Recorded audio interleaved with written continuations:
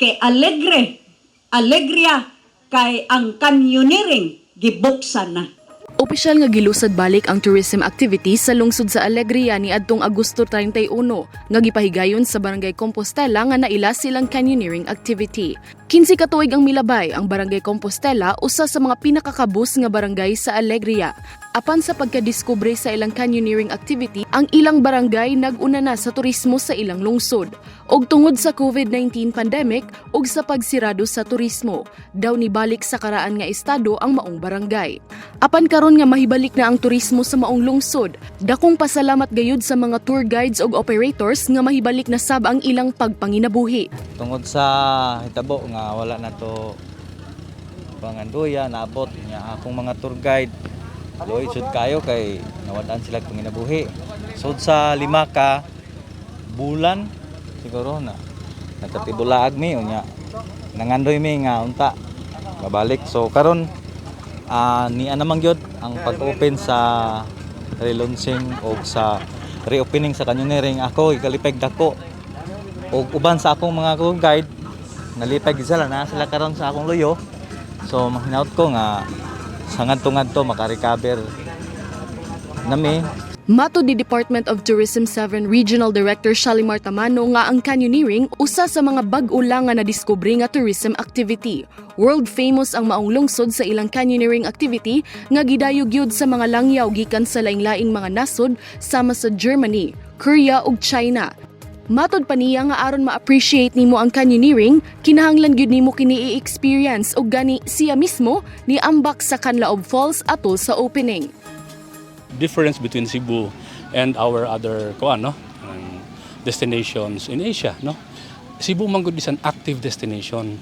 Kanang usahay dili kay mo pick up ba kay in other places man go there is a bar, there is a white sand kilometers. You cannot see that mostly in Cebu. What you see in Cebu are mountains, are kaning forests, diving. There is something to do nga kuan ba active. So it's really an active lifestyle. So you see our guests from Japan, Korea, Taiwan, and they're young. So that's the image that we want to promote.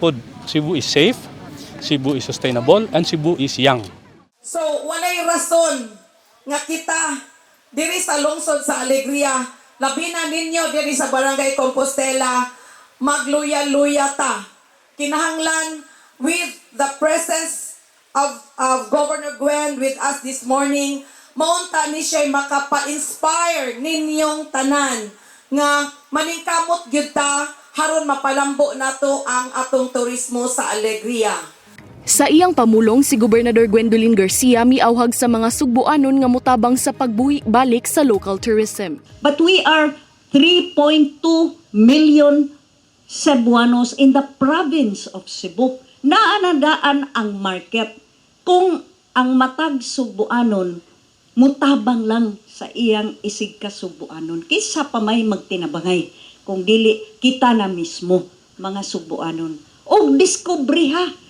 It's time kanong kadaghan na itong mga nabirang naa dito sa mga syudad. Wa gali ka ilag hay dapit ni Alegria. Wa kay bawg hay ng Aluginsan. Discover the beauty of your own province. Sa maong adlaw sab gilaunch sa maong lungsod ang ilang moringa cake ug moringa flavored ice cream. Ang Alegria daan ng usa ka health and wellness destination tungod sa ilang pag-promote sa mga native nga mga pagkaon nga Cebuano gyud sama sa kalabasa ice cream ug turmeric tea. Ako, kung sa'y paminaw na tanaw, panilaw ni mo, makapasar na ba? Supra paspasar with flying colors. Yay! Perting lamia, di ka kakaundang likaon. Gawa sa original canyoneering package, giduso usab sa lungsod ang usasab ka canyoneering package sa ilang Wonder Falls, diin mas bubo ang ambakon apan anaa sa tunga-tunga sa kalasangan ang falls. Matud pa sa mga nakasuway na, ara ra ka makarelate sa kaanindot sa canyoneering activity kung imo kining personal nga masuwayan. Kung sa imong tan-aw ganahan ka og safe adventure nga duol sa Mother Nature, suwayi ang canyoneering activity dinhi sa lungsod sa Alegria. Alang sa balita sa Sugbo, kini si Paula Mendoza.